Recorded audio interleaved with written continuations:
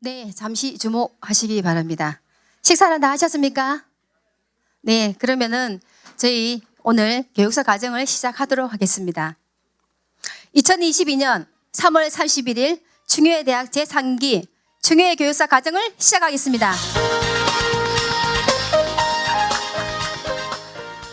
예, 오늘 사회를 맡은 충효대학 사무수석부총장 김영란 인사드리겠습니다.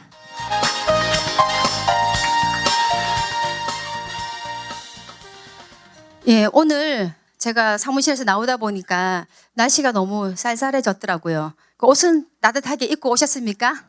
네. 오늘 개강식이며 사기 입학 예정자님을 모시는 자리다 보니 분위기가 더욱더 활기찬 것 같습니다.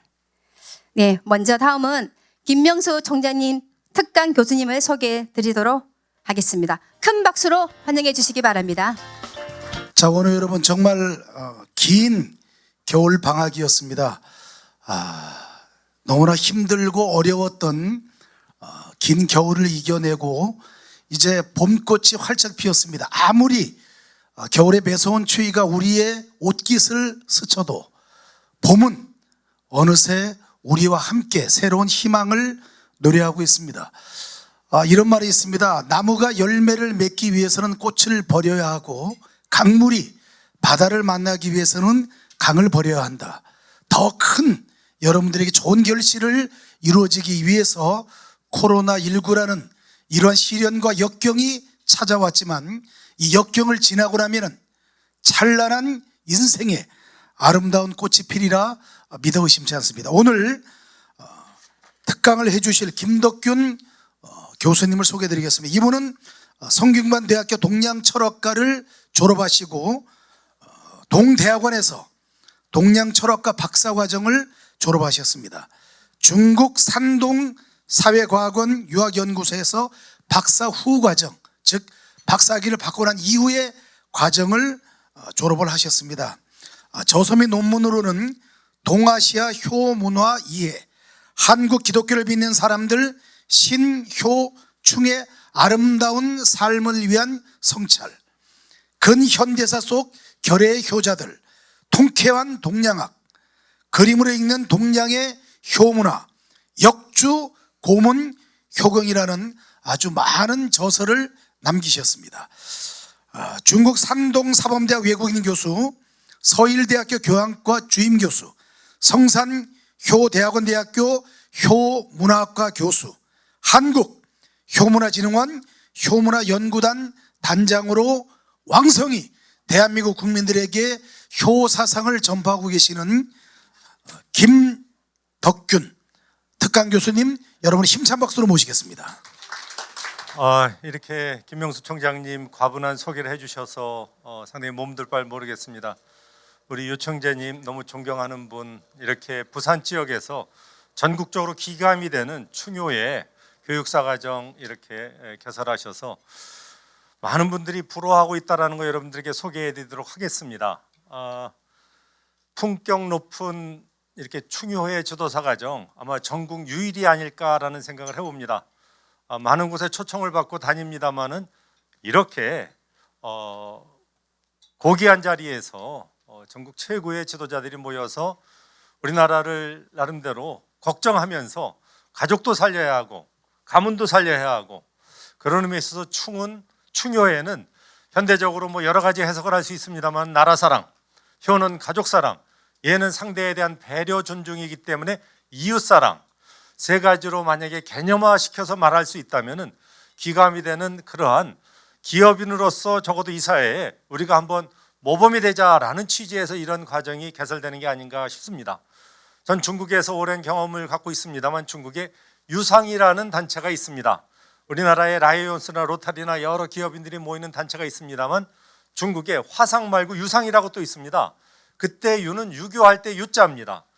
유교의 도덕적 가치를 가지고 뭔가 기업인으로서 이 사회에 기여를 해보자라고 해서 전국 단위로 중국의 주요 이 고위직에 계신 분들도 참여하시고 전 세계에 퍼져 있는 화상들이 유상으로 다시 뭉쳐가지고 큰 일을 요즘 하고 있다는 거 소개해드리면서 충효회 운동본부가 부산에서 이렇게 그에 필적할 만한 어떤 성과를 거두고 계신 게 아닌가 싶습니다.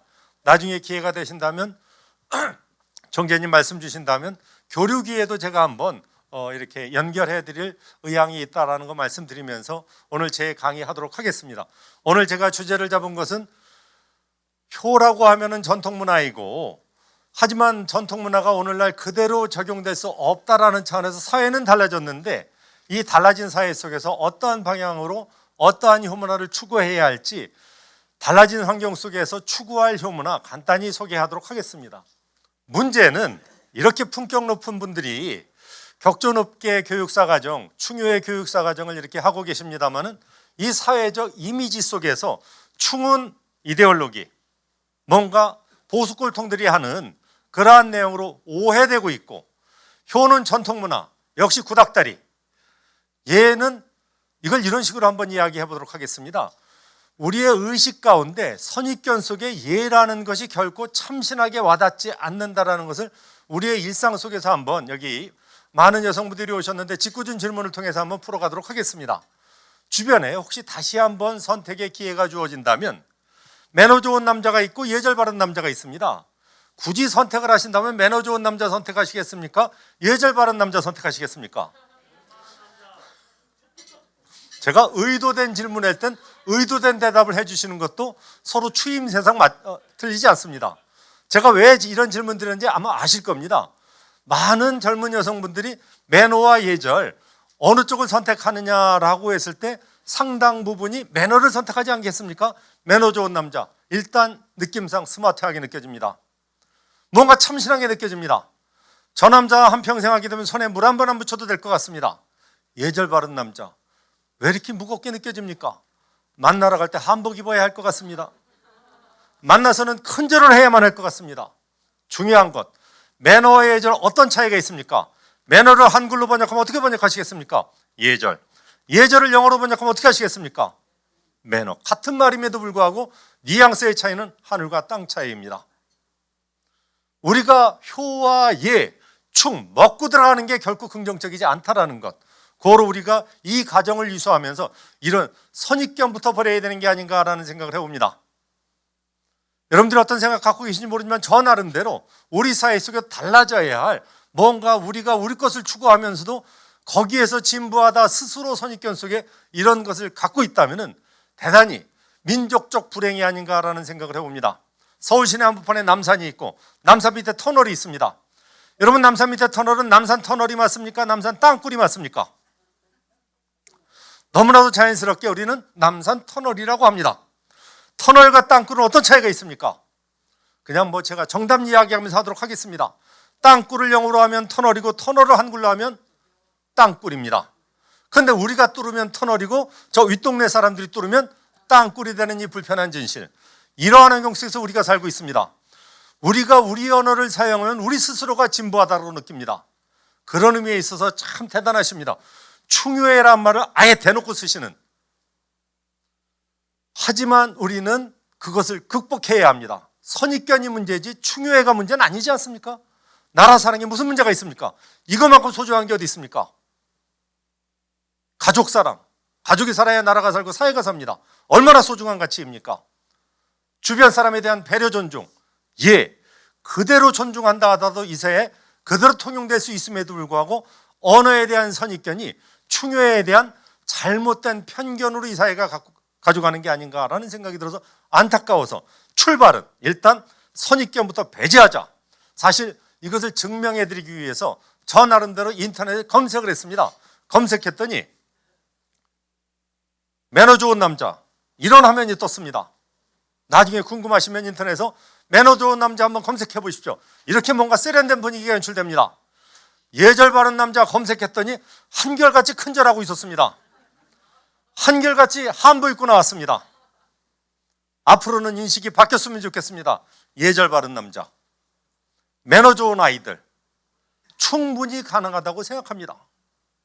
같은 아파트라 하더라도, 여러분 어떤 아파트에 사시는지 모르겠습니다만은 같은 분양 아파트라 하더라도 이브더 스테이트, 타워 팰리스, 뭔가 있어 보이지 않습니까?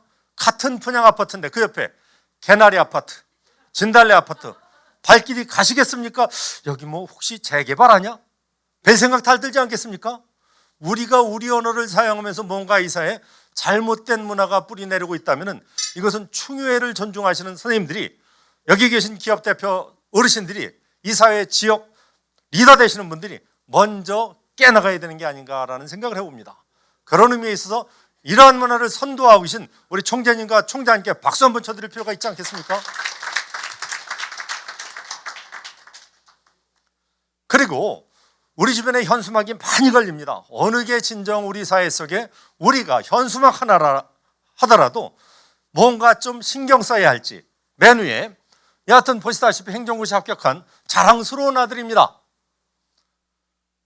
중요한 것은 김기업이 주역이 아니라 적어도 그 자리까지 가기까지는 누구의 역할이 컸다라는 겁니까? 부모님. 현수막은 현창하기 위한 겁니다. 자기 잘나서 이것이 된 겁니까? 뭔가 뒷바라지가 잘 됐기 때문에 거기까지 간 것이 되겠습니까? 그렇다면은 이 훌륭한 아들을 키워주신 부모에 대한 은혜를 적어도 주변에 기리는 사람들이 함께 검명하는 것은, 이것이 부모를 현창하는 하나의 효자의 도리라면 주변에서 이러한 문화를 확산시켜 나가는 것 필요하지 않겠나라는 생각을 해봅니다. 이런 것은 되게 시골에 붙어 있습니다. 촌스럽다라고 합니다. 여러분, 촌스러운 겁니까? 대단히 한국적으로 필요한 모습이라고 생각하십니까? 필요하다면 우리부터 살려가야 되는 게 아닌가라는 생각을 해봅니다. 이거 보십시오. 미안한 얘기입니다만 여기 같은 것이라 하더라도 누가 잘난 겁니까? 본인이 아무리 잘났다 하더라도 디바라지한 부모님의 은공을 잊으면 그것은 인간이 아닐 것 같습니다. 물론 이분을 두고 하는 건 아닙니다. 지나가다가 제가 우연히 찍은 것을 가지고 그냥 교육용 자료로 활용할 뿐입니다. 기왕에 현수막을 만들더라도 부모님을 함께 이렇게 기리는 것, 이것이 우리가 앞으로 현수막 하나를 만든다 하더라도 누군가를 뭔가 환영한다 하더라도 축하한다 하더라도 조금만 신경 쓴다면 이 사회 충효회가 자리매김할 수 있는 좋은 거리가 되지 않겠나 해서 이런 말씀을 드립니다. 이렇게 여하튼 3명의 국가공무원 합격한 거 부모 입장에서 얼마나 자랑스럽겠습니까? 그래서 이 부모님의 어떤 이름 석자 현창해드리는 것, 이런 운동을 통해서도 사회가 조금씩은 달라지지 않겠나. 내가 잘나서 거기까지 간 것이 아니라 나를 잘나도록 키워주신 부모님께 감사하는 마음을 현수막 하나에도 우리는 실어보자라는 말씀에서 이런 말씀을 드립니다. 그렇다면 왜 다시 효인가? 간단히 말씀드리겠습니다. 뭐 길게 가지 않도록 하겠습니다. 이 가운데 하나만 말씀드리겠습니다. 제가 전국 단위의 효행상 심사위원도 곳곳에서 참여를 하고 있습니다. 4가지 공통점이 보통 전국 단위의 효행상 받는 분들의 특징입니다. 결론부터 말씀드립니다만 이 자리에 계신 분들은 그 상 받기 힘들 것 같습니다. 무슨 말인지 아십니까? 일단 4가지 공통점. 첫 번째, 평균 12년 이상 노인병 수발하신 분들이 그 상 받습니다.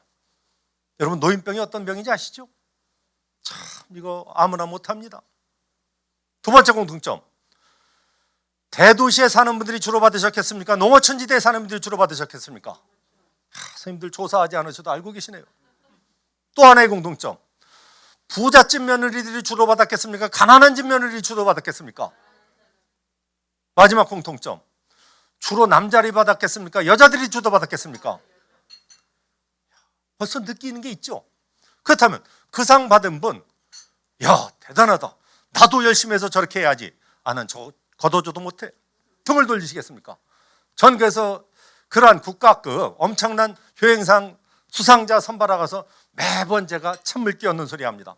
이런 분들에게는 효행상을 드리면 안 됩니다. 상은 주어서 많은 사람들이 야 나도 열심히 해서 저 상 받고 싶다 라고 하는 뭔가 기감이 되어야 하는데, 이런 분들이 효를 오히려 부담스럽게 만든다. 그럼 그분들에게 상을 드려야 옳겠습니까? 사회적 혜택을 드려야 옳겠습니까? 그분들이 필요한 것은 의료 혜택입니다. 간병사 혜택입니다. 그분들도 인간적 삶을 살 수 있는 복지 혜택이 필요합니다. 뭔가 효하면은 고생하고 애쓰는 것, 이런 쪽의 이미지가 너무 강합니다. 고로 여러분들에게 좀 미안한 소리로 첫 번 이 자리에 계신 분들은 효행상 받기 참 힘들다라고 말씀드린 것이 바로 이러한 환경 때문에, 고로 우리는 효운동을, 충효의 운동을 새로운 각도에서 뭔가 사회를 밝게 하는 데서 다시 찾아가야 되는 게 아닌가. 아무리 부잣집 아들이라 하더라도 3대가 같이 살면서 항상 웃음꽃이 떠나가지 않는 집안, 도시에 살든 농촌에 살든 중요하지 않습니다. 남자이든 여자든 관계없습니다. 집안에 환자가 있든 없든 관계없습니다. 지금 효행상은 집안에 환자가 있어야만 받을 가능성이 높습니다. 그것도 중증 환자, 중증 노인 질환에 앓고 계신 분들이 계셔야만 그 상 받을 수 있습니다. 그 집안에 필요한 것은 의료 혜택이고 간병사 혜택이지 상을 드리는 것은 오히려 효행상의 본래 취지를 훼손하는 게 아닌가라는 생각이 듭니다. 물론 그게 효가 아니라는 얘기가 아닙니다. 그런 분들에게 실질적으로 필요한 게 무엇인지를 고민해보고 필요한 걸 드리고, 효행상은 이렇게 효운동하시는 분들, 그런 의미에 있어서 우리 총재님이나 총장님이나 대통령 표창 이런 쪽으로 가야 이게 맞는다라는 이야기이죠. 그래서 제가 지난해 보건복지부 효 관련 5개년 계획을 수립하게 되어 있습니다. 효행법에. 그거 수립하면서 효행상제도 전면 개편해야 한다 건의를 했습니다. 그 안에 수록이 됐습니다. 근데 시행이 되는지는 모르겠습니다. 여하튼 저는 그 오다를 받아서 그러한 제안을 했습니다. 뭔가 효가 밝은 쪽에서 많은 사람들이 함께 추구하는 희망적인 운동으로 바뀌어야 한다라고 하는 것. 그런데요, 구 단위가 됐든 시 단위가 됐든 효하면은 되게 가난한지 어렵게 애쓰는, 부모 부양하기 위해서 치병하기 위해서 애쓰는 분들, 이런 데로 초점이 맞춰지는 것 같아서 안타까운 생각은 여전히 듭니다.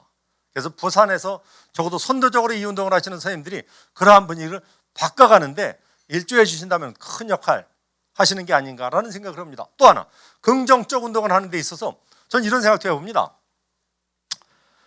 저 나름대로 이 강연을 많이 다닙니다.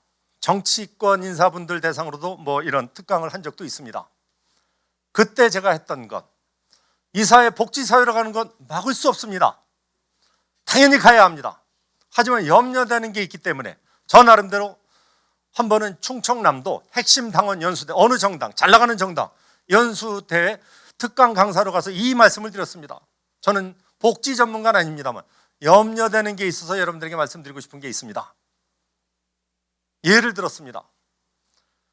어렵게 사는 아들, 그 아들을 돕기 위해서 어머니가 매번 아들네 집에 가서 도와주십니다. 올 때쯤 그 아들이 엄마 고생했어 라고 하면서 노잣돈 하라고 그 아들이 어머니에게 10,000원짜리 2개를 콕 찔러줍니다. 국가에서 보편복지 차원에서 어르신들에게 20만 원씩 일괄 지급합니다. 어머니 입장에서 아들이 콕 찔러준 2만 원과 국가에서 일괄 지급한 20만 원, 어느 게 소중하겠습니까? 2만 원 함부로 쓰지 못합니다. 어떻게 번 돈인데? 20만 원 어떻게 번 돈입니까? 눈 먼 돈입니다. 달라고 해서 준 겁니까? 알아서 갖다 준 겁니까? 이런 것은 알게 모르게 그냥 나가버립니다. 써보신 분 아실 겁니다. 전 그 자리에서 그 핵심 당원 여러분들에게 그런 말씀 드렸습니다. 이게 바로 효와 복지의 차이입니다. 복지 사회라는 건 막을 수는 없습니다만 가치면에 있어서는 효를 따라갈 수가 없습니다. 필요하긴 합니다만 정신적 가치로서 효가 얼마나 소중한지 함께 고민하자는 차원에서 이 말씀을 드립니다. 또 하나 예를 들었습니다. 매달 부모님께 50만 원씩 용돈 드리는 부부가 있었습니다. 근데 어느 순간 국가에서 노인분들에게 20만 원씩 일괄 지급을 하면서 노인복지 차원에서 그분들에게 혜택을 드립니다. 이 젊은 부부 여전히 50만 원씩 매달 드리겠습니까? 아니면 20만 원 까고 30만 원만 드릴 것 같습니까? 요즘 젊은이들의 계산법은 어디 있는지 한번 상상 한번 해보십시오. 전 그 자리에서 그 말씀을 드렸습니다. 복지 사회로 가는 걸 염려하는 것이 아니라 그 복지가 효를 까먹을까 봐 이 염려가 됩니다. 적어도 복지의 가장 어쩌면 중요한 요소 가운데 하나가 노인복지 아니겠습니까? 노인 사회로 가면서 노인복지 대단히 중요합니다.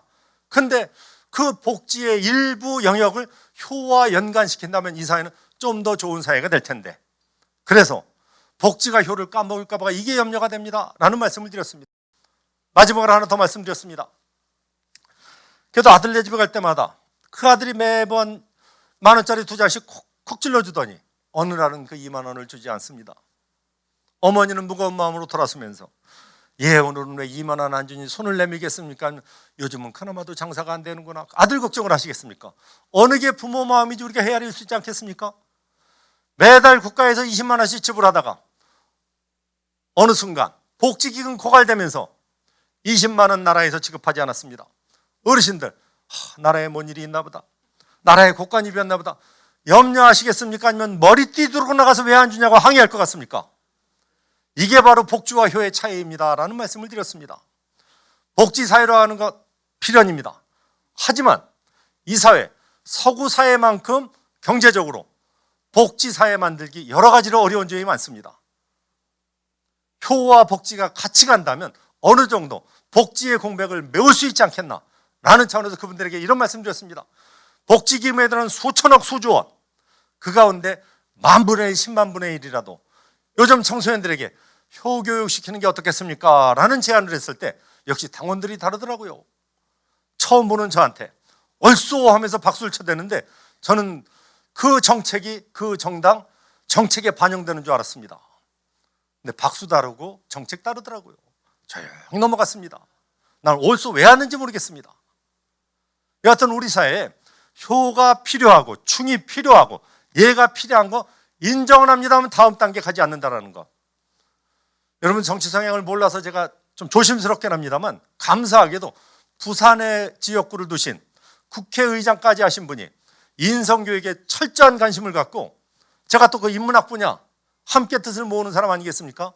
인성교육진흥법을 추진하셨고 지금은 인문학이 살아야 이 사회가 바로 갈 수 있다라고 하는데 적극적으로 후원해주고 계십니다. 누군지 아시죠?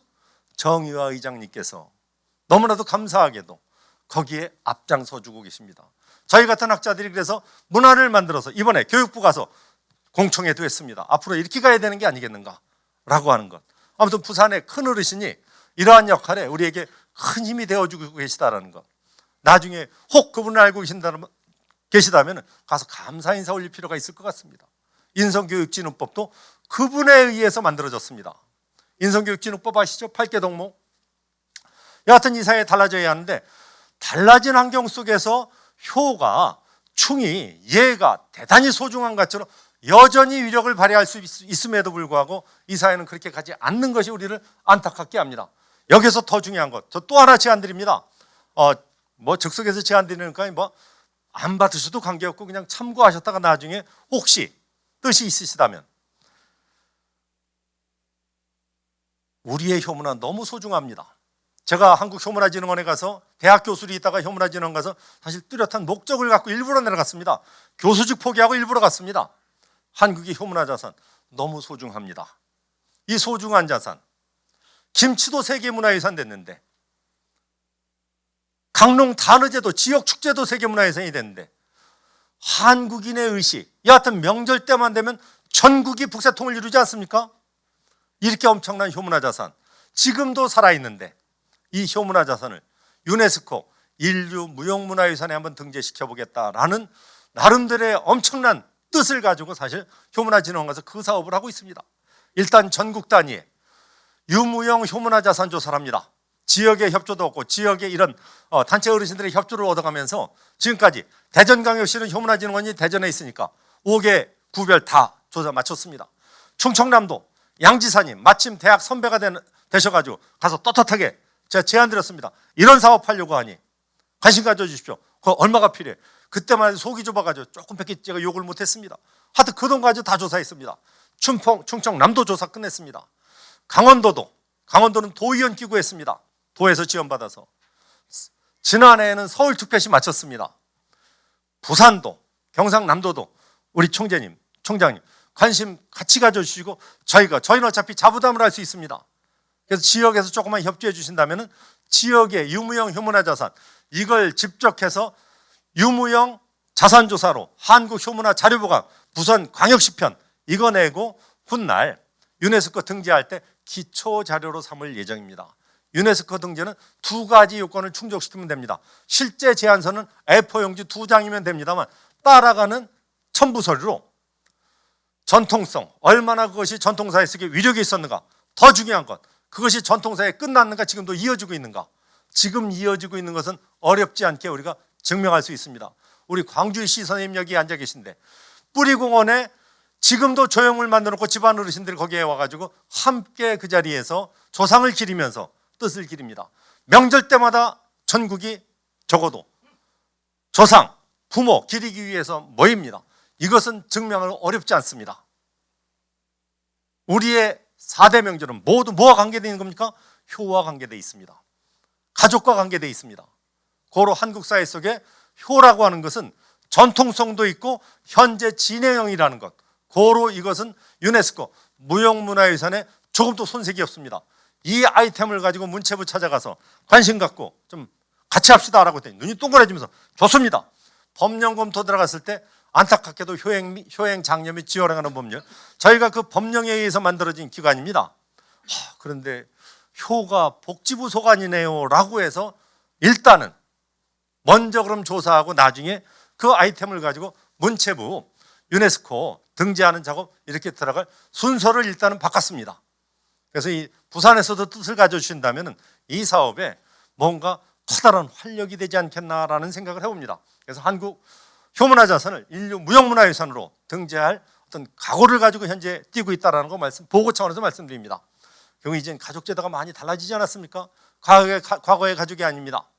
이제는 사회적 효운동으로, 그래서 이렇게 모이신 분들이 적어도 가정에서의 과감한 사성도 중요합니다만 이러한 모습이 기업에서, 사회에서, 지역에서, 국가적으로 승화될 수 있도록 함께 뜻을 모아가는 것, 고로 애당초 그런 의미에 있어서 충과 이해를 같이 여기에 결부시킨 게 충유의 운동본부가 아닌가라는 생각을 합니다.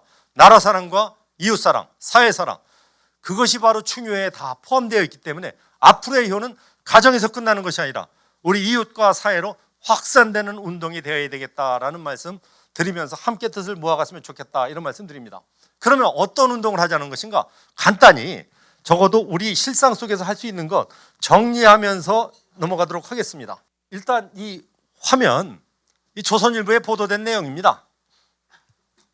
아이가 학교 갔다 들어오면서 울상에 대해서 돌아왔습니다. 어머니는 걱정이 돼서 아이에게 물었습니다. 얘 뭔 일 있었니? 아이가 학교에서 있었던 이야기랍니다. 아마도 학교 계단 올라가면서 신발주머니를 휘둘렀던 것 같습니다. 그러다가 놓치는 바람에 뒤따라오시던 선생님이 거기에 맞으셔서 다치셨답니다. 어머니가 그 이야기를 듣고 아이 손을 잡고 학교로 달려갔습니다. 그리고 다치신 선생님께, 선생님 죄송합니다, 잘못했습니다, 사과 인사 올렸다라고 하는 기사가 조선일보에 실렸습니다. 선생님들, 이건 기사감입니까? 당연한 이야기입니까? 당연한 게 신문에 실렸습니다. 왜 이게 실렸겠습니까? 당연한 걸 안 하는 사회로 가고 있는 거 아닙니까? 잘못하고도 사과 안 하는 사회로 가고 있다면 이 사회는 얼마나 병든 사회가 되겠습니까? 역으로 감사할 일에 대해서도 감사가 사라진 사회에 우리가 살고 있다면 이거 역시도 불행 아니겠습니까? 그런 의미에서 이 대목에 또 하나 짚고 넘어갑니다. 뭐 이건 정치적 어떤 입장과 관계없을 것 같아서 제가 용기 있게 말씀드립니다. 이것도 당원 단합대에서 제가 말씀드렸습니다. 학교에서 무상급식이라고 해서 여하튼 고등학생까지 이제는 무상급식이라 나갑니다. 선생님들, 무상급식이라는 말이 됩니까? 그 무상급식 하늘에서 떨어지는 겁니까? 누군가가 부담하고 있습니까? 용어가 틀렸습니다. 누군가가 부담을 합니다. 국민 세금이 됐든 시민 세금이 됐든 부모 세금이 됐든 누군가가 주머니에서 나온 겁니다. 그런데 이것을 마치 정치인들은 자기 주머니에서 내주듯이 너무나도 뻔뻔하게 그네들이 갖고 놉니다.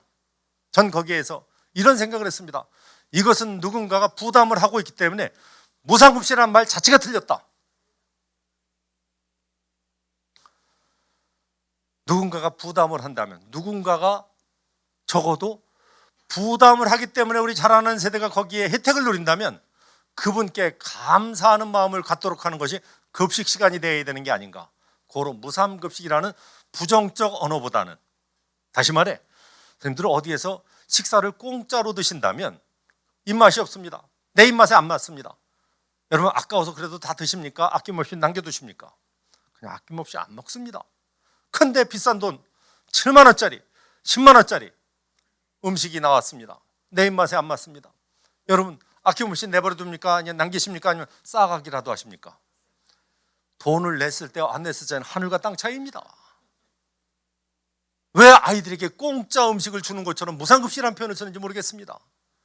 적어도 여러분들이 밥을 먹을 수 있는 것은 피 같은 국민 세금으로 여러분들이 밥을 먹을 수 있다. 그 국민들께, 우리 부모님께 감사한 마음으로 급식을 대하자라고 하는 그 급식 시간이 감사급식이 됐으면 얼마나 좋을까라는 생각을 해봅니다. 뭔가 달라져야 되는 거 아니겠습니까? 언어부터 무상이라는 말 우리는 써서는 안 될 것 같습니다. 지공대사라고 들어보셨습니까? 지하철 공짜로 타는 분들을 지공대사라고 하지 않습니까? 여러분 그분들이 공짜로 타는 겁니까? 아니면 그동안 이 사회를 위해서 일궈주신 은혜에 대한 고마운 표현입니까? 이게 노인복지입니다. 왜 그걸 공짜라고 인식하도록 이 사회가 방치하는지 모르겠습니다. 공짜라는 말 가급적 안 썼으면 좋겠습니다. 무상이라는 말 안 썼으면 좋겠습니다. 거기에는 엄청난 혈세가 들어간다면 감사, 그동안 애써주신 것에 대한 감사, 은혜에 대한 감사, 이게 중요해 아니겠습니까? 그런 의미에 있어서 우리 주변에 우리가 쓰고 있는 언어 가운데 뭔가 부정적인 언어들은 긍정 언어로 바꿔가야 되는 게 아닌가라는 생각을 해봅니다. 당연한 것, 사라진 것 회복하는 운동, 바로 중요해.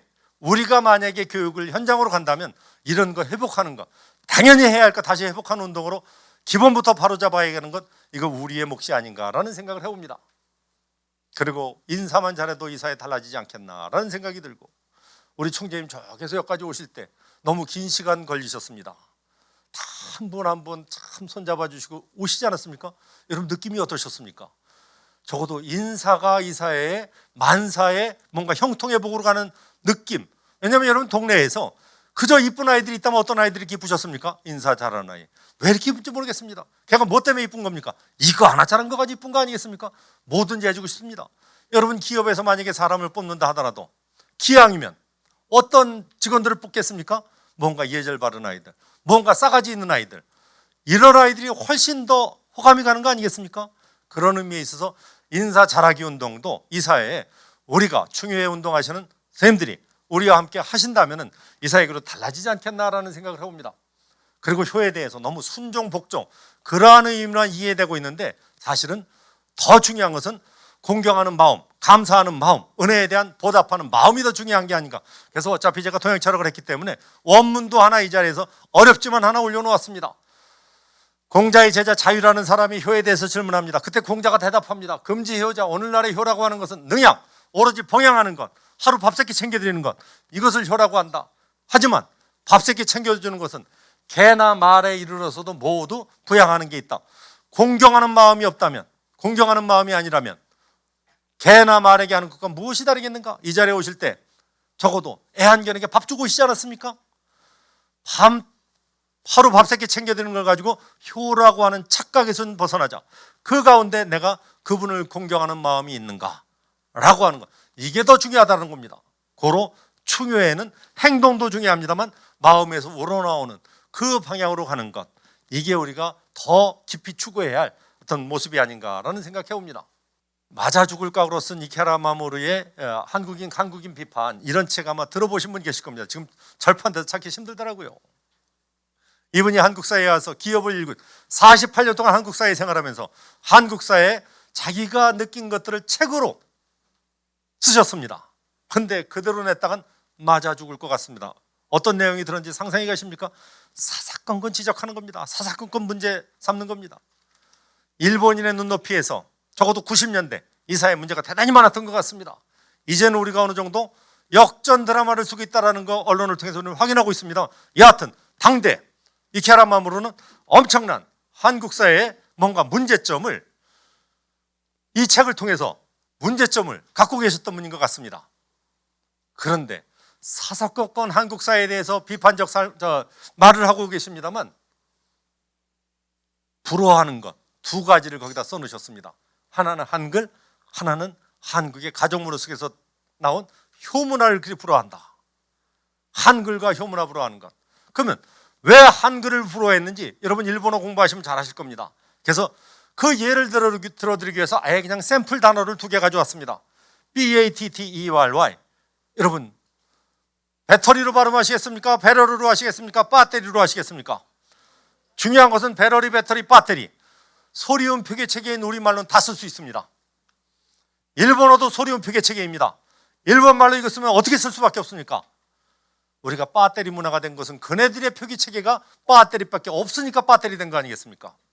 발음이 안 되는 것이 아니라 쓸 때 그것밖에 안 됩니다. 하나 더 봅니다. SLIPPER. 여러분 어떻게 발음하시겠습니까? 슬리퍼입니까? 스레빠입니까? 슬리퍼로 써놓고 스레빠로 발음할 수밖에 없는 게 전애들의 표기법입니다. 자동차 후진하는 거 백입니까? 빠꾸입니까? 그러니 단어가 다른 것이 아니라 표기법이 단순하다 보니까 다양한 언어를 다양한 소리로 표기하지 못하는 안쓰러움이 일본인들의 모습 아니겠습니까? 고로 다양한 소리를 다양한 소리로 글자 그대로 표현할 수 있는 한글이 그렇게 부러웠던 것 같습니다. 한글을 부러워하는 것 충분히 이해할 수 있을 것 같습니다. 이 한글이 얼마나 위대한지 또 하나 예를 보도록 하겠습니다. 신문사절 안 본다고 했는데 자꾸 넣냐. 절대 신문 넣지 마. 이렇게 받아쓰기 하면 여러분 동그라미 하시겠습니까? XP 하시겠습니까? 글자는 틀렸습니다만 여하튼 전달은 되지 않습니까? 하나 더 보겠습니다. 무엇이라도 갖다 놓지 말라. 일단 한 글자 걸로 한 글자 문제 있습니다. 쓰레기을 버리지 마시오. 걸리기만 하면 좋지 않다 써놨습니다. 여하튼 한글을 적당히 배운 분이 용기 있게 경고 문구를 써놨습니다. 전달이 되더라도 부드럽게 전달됩니까? 강력하게 전달이 됩니까? 보통 구청에서 쓰레기 많이 버리는 곳에 이곳에 쓰레기 투기하는 자 100만 원 이하의 벌금에 처음, 그런 문구가 곳곳에 있습니다. 여러분 구청에서 써붙여놓은 이 문구와 이 문구 어디에서도 권위가 느껴지십니까? 이게 한국말의 이력입니다. 글자는 잘못 썼다 하더라도 전달하는데 전혀 지장 없습니다. 전 세계 문맹률이 가장 낮은 나라가 어느 나라인 줄 알고 계시죠? 한국말 그 정도로 과학적이고 엄청난 글자입니다. 한자, 이웃나라 일본도 한자 없으면 말이 안 되는 나라인 거 알고 계실 겁니다. 한자 비슷하면 비슷한 뜻 됩니까? 딴 뜻 돼버립니까? 전혀 다른 뜻 됩니다. 한자는 고로 모르면 못 쓰는 글자가 한자입니다. 제가 간혹 가다가 중국 사람들과 대화할 때 제가 못 알아들으면 얼른 메모지 꺼내가지고 선생님 조금 전에 하신 말씀 여기다 좀 적어주시죠. 얼굴 빨개지면서 못 씁니다. 왜 못 쓰겠습니까? 못 쓰니까. 그 나라 말은 못 쓰면 못 써요. 우리 말은 못 써도 다 씁니다. 그냥 쓰면 됩니다. 틀려도 전달되니까. 이게 우리말의 위력입니다. 왜 한자는 못 쓰면 못 쓰는 겁니까? 다른 뜻이 돼버리니까. 비슷하죠? 클테자, 개견자 비슷합니다만 뜻은 전혀 다릅니다. 여러분 개견자가 점이 위에 있는 게 개견이라면 밑에 있는 게 강아지 정도 되면 얼마나 좋겠습니까? 전혀 다르기 때문에 한자는 비슷하면 이대로 써도 된다 아니라는 겁니다. 그 글자가 아니면 아예 못 쓰는 겁니다. 뜻이 달라지기 때문에. 여러분 중국 기자들의 가장 큰 해고 요인이 뭔지 아십니까? 오탈자. 오자라면 뜻이 달라지거든요. 특히 사람 이름. 그건 바로 해고입니다. 그러니까 전애들 얼마나 긴장하는지 모릅니다. 우리는 오자 다반사라는 표현은 좀 과장이고 나더라도 뜻 전달하는 데는 틀리지 않기 때문에 언론계 종사하시면 잘하실 겁니다. 오탈자 없는 신문 없습니다. 하지만 있어도 전달하는데 틀리진 않습니다. 하지만 중국은 뜻 글자이기 때문에 글자 틀리면 딴 뜻 돼버리기 때문에 엄청난 시련이 다가옵니다. 제가 이렇게 한글 여러분들에게 선생님들에게 말씀드린 이유는 딴 데 있지 않습니다. 한글이 효와 직결되니까. 한글 창제의 동기 아시는 분 계십니까? 경상남도 진주 땅에서 세종대왕 그 시절에 폐륜 사건이 일어납니다. 아들이 아버지를 때려 죽인 사건이 세종실록에 실려 있습니다. 엄청난 폐륜 범죄. 그 소식을 접한 세종대왕이 폐륜 범죄는 중앙에 보고하게 돼 있나 봅니다. 세종대왕이 경연석상에서 그 소식을 듣고 얼굴빛이 변했다라는 것이 세종실록에 나옵니다. 얼마나 충격받았든지. 그때 세종대왕이 어찌하면 좋겠는가, 이 무지무지한 백성들을 어떻게 하면 좋겠는가. 그때 나온 이야기가 교육시킵시다. 충효의 교육사 과정이신데 교육시킵시다. 교육해야 합니다. 가르쳐야 합니다. 예, 가르쳐야 합니다. 부모에게 어떻게 하는지 효 가르쳐야 합니다. 아마도 세종대왕도 충효의 교육사 과정을 아마 생각하셨는지 모르겠습니다. 가르치자. 근데 문제는 글자를 모릅니다. 백성들이 너무 글자가 어렵습니다. 한자는 배우는 게 쉽지 않습니다. 결국 세종대왕이 생각한 것은 글자는 모른다 하더라도 그림은 볼 수 있지 않겠느냐. 그림책을 그립니다. 이렇게 해서 바른 인간관계를 위한 그림책을 그려서 일단 세 가지 인간관계, 군주와 신하, 아버지, 부모님과 자식, 남편과 아내, 세 가지 인간관계를 따로 모아서 모범된 사례를 그림으로 표현했습니다. 이렇게 해서 세종대왕 때 인성교육용 교재로 나온 것이 바로 그 유명한 그림책 삼강행실도입니다. 바로 경상남도 진주 땅의 폐륜 범죄가 효행록과 삼강행실도를 이렇게 편찬하도록 유도한 책입니다. 그림책입니다. 글자 모르는 사람들에게 그림책을 통해서 바른 인간관계 유지하도록 교양교서로, 예절교서로, 도서로 삼강시설을 편찬했습니다. 효행록을 편찬했습니다. 하지만 장기적으로 봤을 때 그림의 한계가 있지 않습니까? 님들 한창 중고등학교 다닐 시절, 그 시절만 하더라도 미술 시간은 포스터 그리는 시간 아닙니까? 여하튼 불조진 포스터, 간첩잡기 포스터, 여하튼 때 되면 쥐잡기 포스터까지 그리시던 시절에 살지 않으셨습니까? 여하튼 모든 것이 포스터. 왜 포스터를 이렇게 남발했습니까? 글자 모르는 문맹자가 많았기 때문에 그림으로 어떻게 설득하려고 했던 거 아니겠습니까? 지금은 그런 포스터 없습니다. 여하튼 그림용 포스터가 당시 삼가했다면 장기적으로는 백성들도 쉽게 이해할 수 있는 글자가 있다면 얼마나 좋겠는가. 어리석은 백성들을 위해서 쉬운 글자 만들자라고 해서 만들기 시작한 것이 장기 프로젝트로 나온 것이 바로 한글 창제 아니겠습니까? 이렇게 해서 한글은 백성용 글자로, 교육용 글자로, 그때 교육이란 가장 중요한 교육이 무엇입니까? 오늘 야시로 이야기하면 인성교육입니다. 결국 폐륜 범죄가 인성교육용 그림책 만들고 장기적으로는 글자 만드는 작업으로 가는 거 아니겠습니까? 그것이 그대로 증명되는 격입니다. 내가 만일 한글로 삼가행시를 번역하여 반포하면 어리석은 남녀가 모두 쉽게 깨달아 충신, 효자, 연려가 반드시 떼거지로 나올 것이다 라고 이야기한 것이 바로 세종실록에서 한 이야기입니다. 왜 한글을 창제했는지 여러분 이해하셨습니까? 고로 한글도 충효예와 직결된다는 것. 이젠 세종대왕을 접할 때 이분이 충효예, 단순히 그냥 구호적인 것이 아니라 실질적으로 그걸 교육하기 위해서 한글도 만드셨다. 그 어르신이, 세종대왕이 광화문내거리에 점잖게 앉아 계시면서 드디어 한국 사회는 문물을 겸비한 사회가 된 게 아닌가. 그동안 이 어르신은 왜 이렇게 서 있지 않았습니까? 아무도 거들떠 보지 않았습니다. 먼지만 폴폴 쌓였습니다. 하지만 이 어르신이 그 뒤에 점잖게 앉아 계시면서 드디어 한국 사회는 하모니 사회가 된 게 아닌가. 그동안엔 너무 군사사회가 아니었는가 라는 생각이 들 정도로 무인 중심이었다면 적어도 문화의 중심 세종대왕이 그 자리에 상징적으로 앉아 계신 것은 이 사회가 뭔가 균형 잡힌 사회로 가는 게 아닌가라는 생각을 해봅니다. 이 케라마무르가 한글 불어하는 것 사실 좀 더 부연해서 그 한글이 충효예와도 관계에 있다라는 말씀을 드렸고요. 또 효문화 불어하는 것 일단 그대로 말씀드립니다. 한국 사회에 훈훈한 인간미가 살아있다. 아니 이케라마무르가 한국 사회에 훈훈한 인간미가 살아있다고 이야기합니다. 훈훈한 인간미 이걸 배려 차원에서 인성교육진흥법 8대 덕목에 배려가 있습니다. 배려 차원에서 한번 비교해 보도록 하겠습니다. 일본 사람, 특히 부산은 일본과 가깝기 때문에 일본 사람들 많이 접하실 수 있을 것 같습니다. 저도 한중일 3국 국제학술대에 자주 참석하기 위해서 일본에 갑니다. 매번 느끼는 것은 대중교통을 이용합니다. 버스를 타든 지하철을 타든 택시를 타든 뭐 이렇게 예절 바른 사람이 있나 라고 한 생각이 들 정도로 여튼 철저하지 않습니까? 중국서 무슨 거대한 행사할 때 중국 사람, 한국 사람, 일본 사람 써있지 않아도 보면 압니다. 단상에 올라가면 굽실대면서 올라가는 사람이 있습니다. 나올 때도 최소한 3번 인사합니다.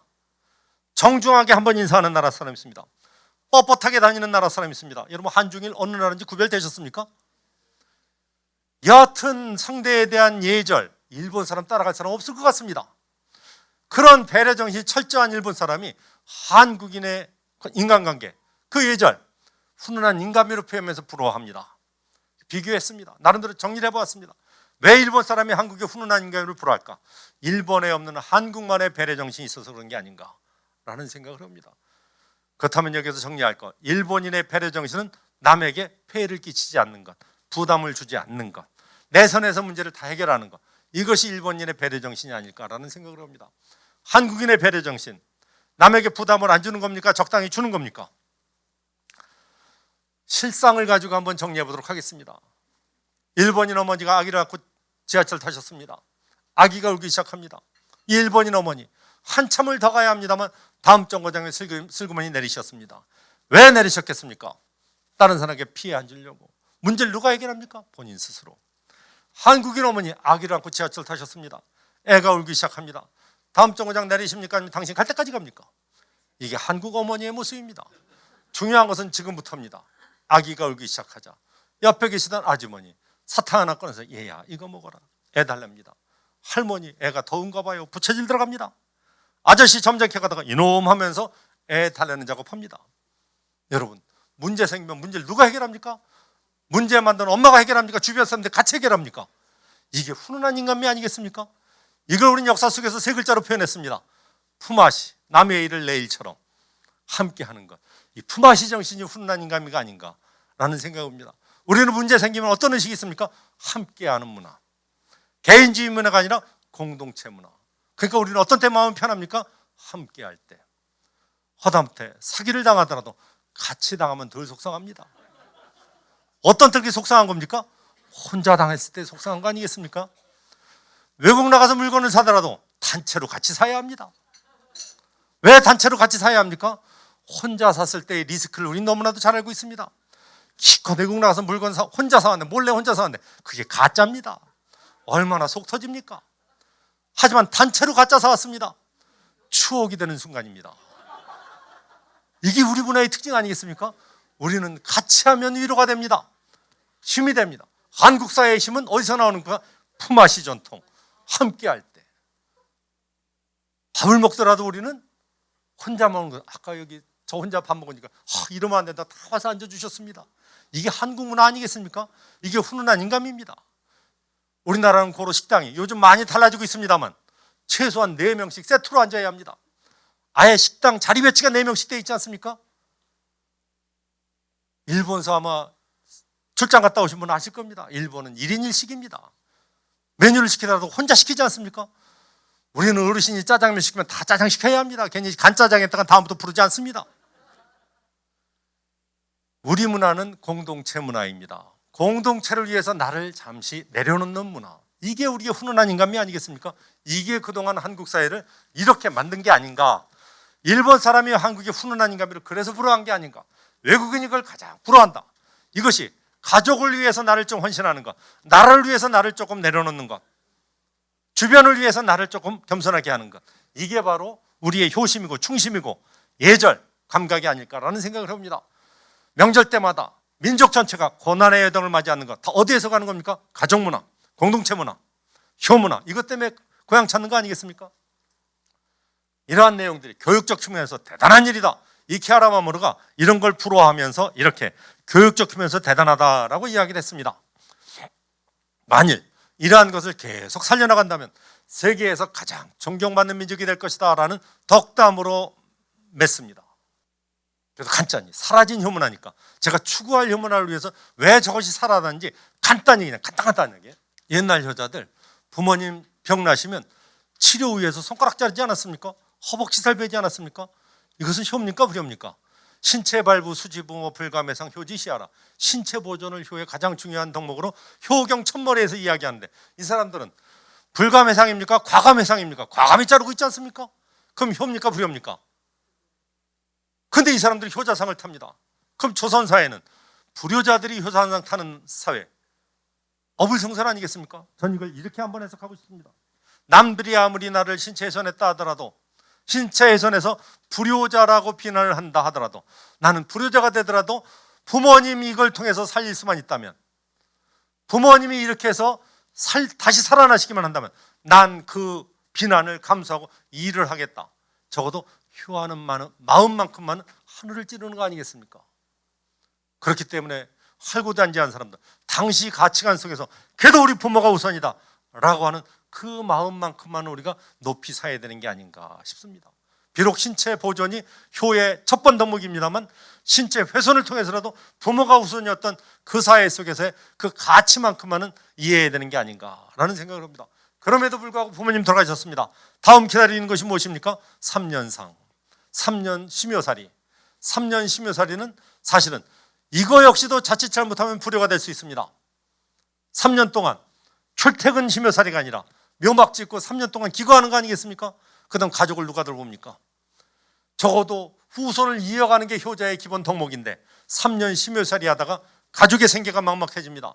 결국 당대 똑똑한 제자가 고흥자가 3년상을 하도 강조하니까 선생님 3년상 너무 가혹합니다. 일반 사람들 농사를 지으면 간신히 1년 먹습니다.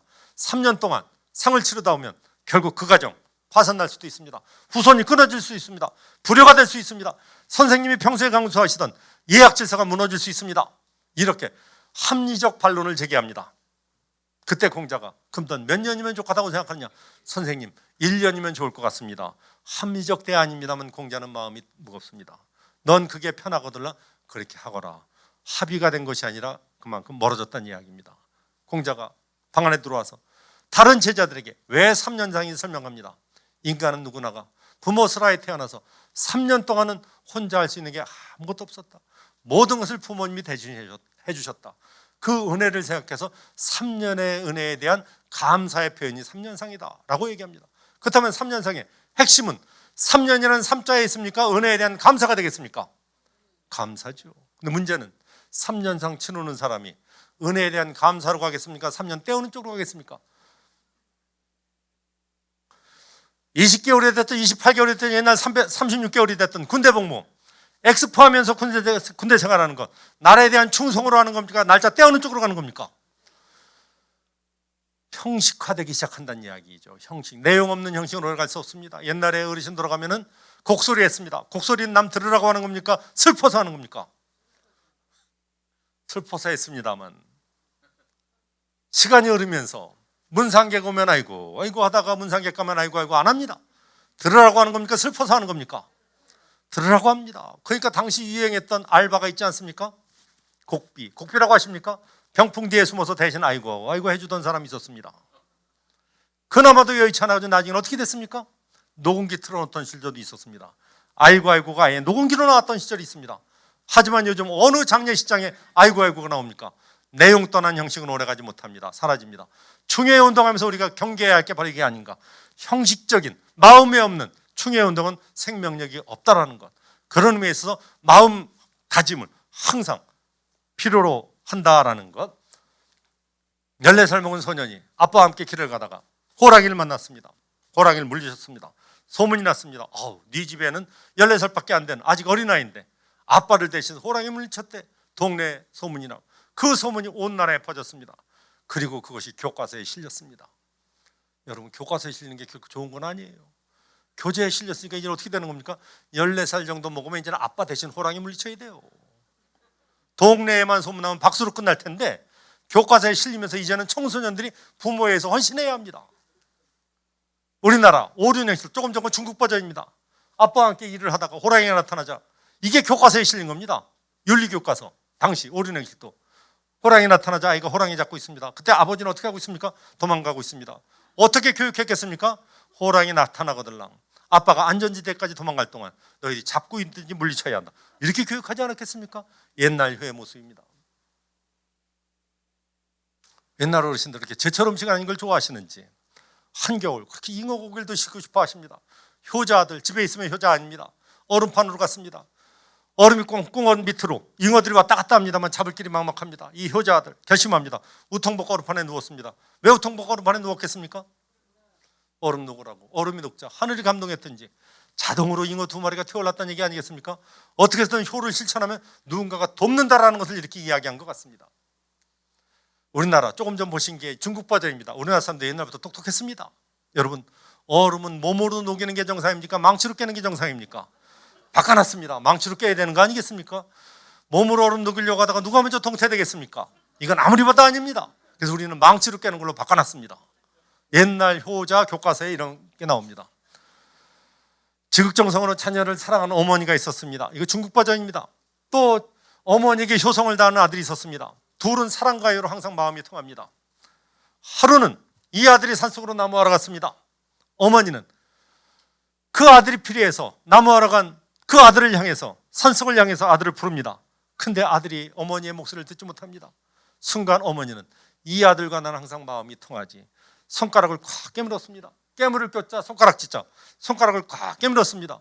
그러자 산속에서 나무하던 아들이 통심, 가슴에 통증을 느꼈습니다. 어머니에게 뭔 일이 생기셨나 보다.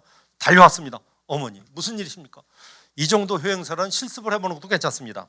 지금 현재 4분 전 8시입니다. 지금 손가락 한번 꽉 깨물어 보시고 이따 댁에 돌아가셔서 여러분 자녀분들에게 너 혹시 7시 53분경에 가슴에 통증 없었니? 확인 한번 해보시죠. 아무튼 옛날 효자들 모습입니다. 옛날 효자들은 부모 봉양 위해서 애를 땅에 묻으려고까지 했습니다. 없는 살림에 부모 매시려고 하는데 자꾸만 애가 밥상을 축냅니다. 그러자 하루는 남편이 애는 또 나올 수 있지만 어머니는 한 분뿐 아니냐, 어머니 봉양 위해서 땅을 팝니다. 이 정도로 부모 위한 데 있어서는 온갖 것, 자기 자녀까지도 자기 아들까지도 희생하려고 했던 것, 이게 경주 버전, 중국 버전, 대전 버전이 다 다른데 나중에 혹 기회가 되면 그때 말씀드리도록 하겠습니다. 이렇게 부모를 위해서 헌신적으로 살았던 것이 옛날 효자들. 마지막 옛날 효자 4살 먹은 8살 먹은 어린입니다. 한여름 아빠가 낮잠을 주무신다. 아주 가난하게 삽니다. 그렇게 모기들이 덤벼듭니다. 아빠 편안하게 주무시라고 이 8살 먹은 아들 한참을 모기 쏘다 그래서 덤비니까 우통벗고 옆에 누웠습니다. 왜 누웠겠습니까? 대신 모기밥이 되기를 자청한 것이죠. 8살 먹은 아이가. 여러분 옛날 효자들 보시면서 감동이 되십니까? 짜증이 나기 시작하셨습니까? 이런 버전 가지고 효교육하면 아이들 감동받겠습니까? 아니면 제가 그래서 효를 안 하는 겁니다, 이 소리 나오겠습니까? 버전이 중요한 겁니다. 달라진 사회에 이거 일방적으로 부모 위해서 헌신봉사 희생하는 것, 마무리는 그래서 이걸로 하려고 합니다. 기왕이면 우리 효문화 버전 속에 오늘날 사용할 수 있는 것, 이게 있다면 최고 버전 아니겠습니까? 우리 의식 가운데 그래도 알게 모르게 가장 많은 영향력을 행사한 것이 있다면 논어가 아니겠는가. 논어는 아시다시피 공자가 제자를 가르치면서 맞춤형 교육을 했습니다. 절대로 같은 말에 대해서 같은 말로 대답하지 않습니다. 효에 대한 질문했을 때 한 번도 같은 대답하지 않습니다. 매번 물은 사람마다 달리 대답을 합니다. 그래서 저는 이런 교육 방법을 맞춤형 교육 방법이다라고 이야기를 하고 싶습니다. 항상 인상 쓰고 돌아다니는 제자가 있었습니다. 험상궂은 제자가 있었습니다. 그래도 마음만은 바로 되었던지 공자 찾아와서 선생님 저도 효도하고 있습니다. 어떻게 하는 게 효도입니까? 그때 공자가 한 말은 이놈아 그놈의 인상 피고 사는 게 효다라고 얘기하면서 온화한 얼굴, 따뜻한 얼굴, 웃는 얼굴도 효다라고 이야기했습니다. 몸이 비실비실한 친구가 있었습니다. 선생님 저도 효도하고 싶습니다. 그때 선생님은 건강도 효다, 유기질존이라. 부모님이 가장 걱정하는 식은 무엇입니까? 자녀들이 병나는 걸 걱정한다라고 하면서 건강도 효라는 것, 웃는 얼굴, 온화한 얼굴, 그리고 건강, 이런 것도 효다라고 이야기한 걸 오늘날에 효. 그래서 마지막으로 요즘 여고생이 현대적 효를 한번 그림으로 표현하라 했을 때 이런 그림을 그렸습니다. 효란, 부모님께 맛있는 음식 해드리는 것도 아니고 비행기 날아갑니다. 세계 일주 시켜드리는 것도 아니고 좋은 대학에 들어가는 것도 아니고 그저 자녀로서 당신께서 가고 싶으신 인생의 길에 노를 저어드리는 것입니다. 이렇게 여고생이 오늘날 효를 표현했습니다. 더 중요한 건 여기에서 여러분 뜻이 있는 곳에 무엇이 있습니까? 길이 있답니다만 한자 문화권 속에서는 글자가 있습니다. 뜻이 생기면 글자가 생기는 거 아십니까? 중국의 현대문명 과학기술이 엄청 들어오면서 글자가 엄청 생겼습니다. 그게 중국어 공부할 때 제일 어려운 게 그겁니다. 글자 새로 외워야 하니까. 이 여학생이 새로운 글자를 발견했습니다. 옛날 효, 아들이 늙으신 부모님 짊어지고 있는 게 효도할 효자 아니겠습니까? 아들이 늙으신 부모님 여하튼 봉양하는 걸 효라고 했을 때 오형제 같으면 오형제가 나눠서 했습니까? 하나들이 다 도맡아 했습니까? 대개 맏아들이 다 도맡아 했습니다. 고생은 고로 맏며느리가 다 했습니다. 옛날 효, 여하튼 한 사람이 도맡아 했습니다. 요건 누가 다 먹습니까? 매시면서 욕을 다 먹습니다. 만약에 욕을 먹다면 누가 먹어야 옳겠습니까? 안 매시던 형제들이 먹어야 합니다만 우리나라 문화 속에서는 장남이 맏며느리가 제대로 잘못 매시다가 욕을 다 먹습니다. 그걸로 끝나지 않습니다. 돌아가셨습니다. 누가 죄인 되는 겁니까? 안 매셨던 사람이 논리상 죄인 되어야 합니다만 매셨던 사람이 잘못 매셨다고 죄인까지 됩니다. 그걸로 끝나면 그나마 다행입니다. 다음 무엇이 기다립니까? 평생 제사상이 기다리고 있습니다. 그거로 옛날 효는 전 2글자로 표현합니다. 독박. 혼자 다 뒤집어 쓰는 게 옛날 효 아니겠습니까? 오늘날 해요. 아들, 딸 누가 하는 겁니까? 함께. 어떤 마음으로? 노젓는 마음으로. 저녁에 기관 하나 포함하고 있습니다. 이런 단체도 포함하고 있습니다. 우리가 함께 하는요. 아들, 딸, 거기에 사회단체, 복지관 함께 이 사회에 아름다운 효문화 위해서 사회적 효운동으로 가야 할 것이 우리의 책무가 아닐까라는 생각이 들어서 선생님들에게 감히 이런 제안 드리면서 마치겠습니다. 감사합니다.